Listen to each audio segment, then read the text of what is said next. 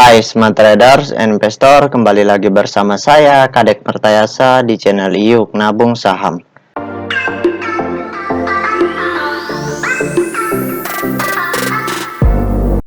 Nah, di episode kali ini kita akan membahas salah satu perusahaan yang direquest oleh Bickers Medsos. Kode sahamnya yaitu Elmas. Nama perusahaannya yaitu PT Limas Indonesia Makmur Tbk. Nah, untuk mempersingkat waktu, kita langsung saja buka datanya di iPad ya.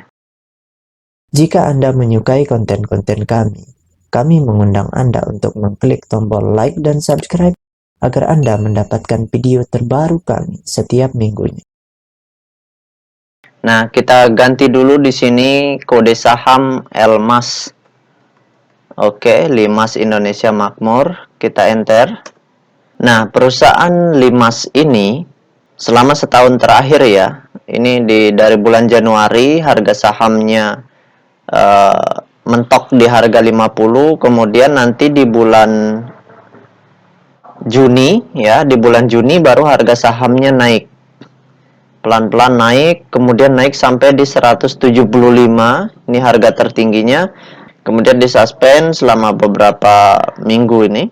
Kemudian langsung begitu buka, suspendnya dibuka, langsung harganya turun. Kemudian terus turun, kemudian naik lagi, kemudian sideways, kemudian di sini disuspend lagi, terlalu fluktuatif, kemudian pas dibuka langsung ARB lagi. Kemudian penutupan terakhir di harga, ini harga 93 ya. Nah, sekarang kita ingin lihat apa yang dilakukan investor besarnya dari bulan Juli sampai bulan September ya. Sampai bulan September. Oke, kita langsung saja buka data broker summary-nya ya. Nah, di sini kita ganti Elmas. Di sini kita pilih dari tanggal 19 ya. 19 bulan 7 ya. 07 sampai tanggal 5 05 sini ya. Oh, 22 September. Oke, kita ambil dari 24 September. 24 bulan September 09. Oke. Kita show.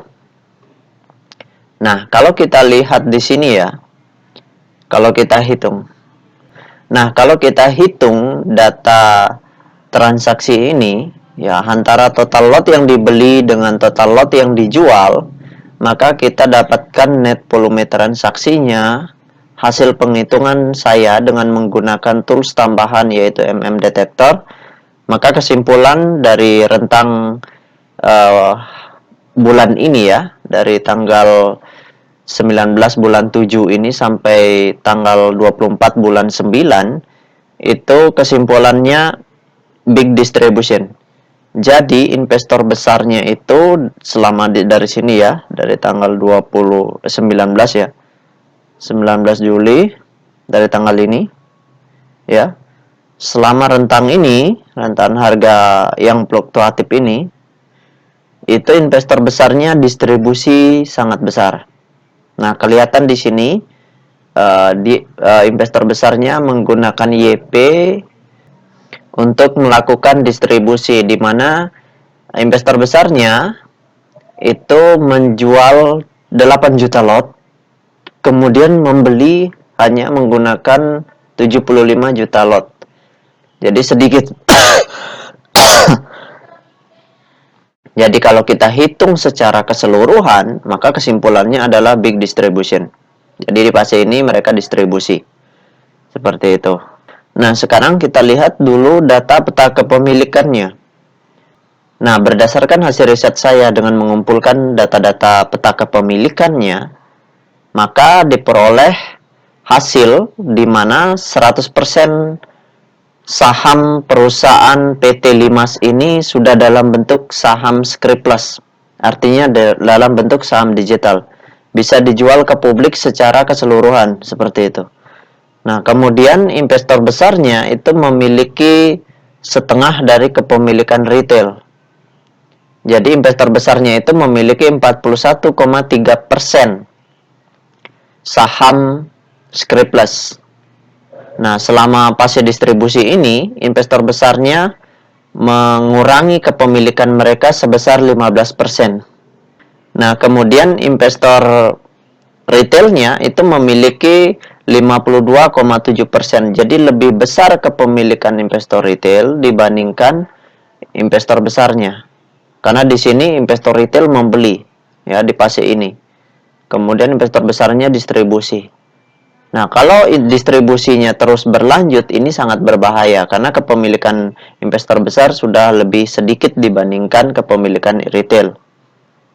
Jadi, prinsipnya semakin banyak investor retail, maka semakin sulit naik harga sahamnya di suatu perusahaan.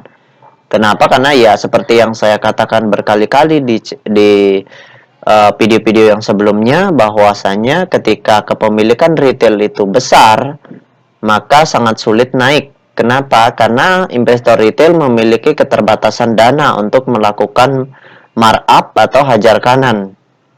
Sedangkan investor besar itu memiliki sumber daya atau dana yang cukup besar untuk mereka melakukan markup seperti itu. Jadi wajar kalau misalkan banyak sekali perusahaan-perusahaan yang sudah dimiliki retail, porsi kepemilikannya lebih dari 50%, itu sulit naiknya.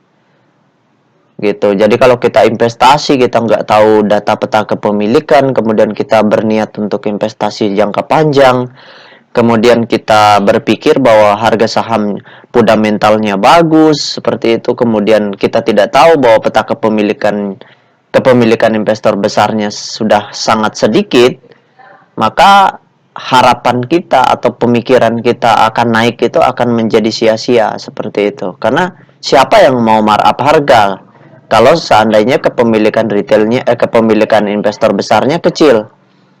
Karena investor retail tidak mampu untuk markup harga.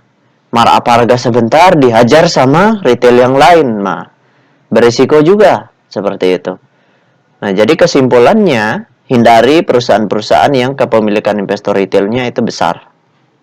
Seperti itu. Mungkin itu saja yang dapat saya sharingkan untuk Bikers Medsos ini ya. Nah, bagi teman-teman, jika ada yang ingin ditanyakan, silahkan komen di kolom komentar. Begitu pula jika ada yang ingin di-request. Baik, sahabat investor, see you next time. Salam cuan selalu.